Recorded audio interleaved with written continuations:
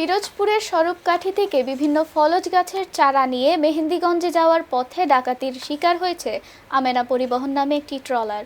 বুধবার ২৮ জুলাই সকাল ৭:৩০টার দিকে মেহেন্দিগঞ্জের সিন্নিরচর এলাকায় আসলে হঠাৎ চারা কিনবেন বলে ট্রলারে উঠে পড়েন ৫-৭ জনের একটি ডাকাত দল। পরে ট্রলারে থাকা ইউনিস ব্যাপারী, নাসির ব্যাপারী, লিটন ব্যাপারী ও জাহিদ হোসেনের কাছ থেকে নগদ ৭০,০০০ টাকা, ৪টি স্মার্টফোন, ৩টি বাটন ফোন, ২টি টর্চ লাইট ও ১০ লিটার মোবিল নিয়ে যায়। তারা প্রতি সপ্তাহে স্বরূপকাঠি থেকে বিভিন্ন ফলজ গাছের চারা বিক্রির উদ্দেশ্যে মেহেন্দিগঞ্জে নিয়ে আসেন। ইউনুস ব্যাপারী জানান, এনজিও থেকে লোন নিয়ে ও ধার দেনা করে তিনি এই ব্যবসা করছেন। ওই এলাকাতে প্রায় ডাকাতির ঘটনা ঘটে। এমন চলতে থাকলে তাদের আর মেহেন্দিগঞ্জে ব্যবসা করতে আসা সম্ভব হবে না। আমরা দূর থেকে আসি আর জানি এদেশের মন্ত্রী খুব ভালো, যেটা শুনছি। আর মন্ত্রী যদি এই ডাকাতদের বিরুদ্ধে কিছু না করে তাহলে ধর আমরা এই দেশে আর আসার মতন আমাদের কোনো অবস্থা থাকবে না।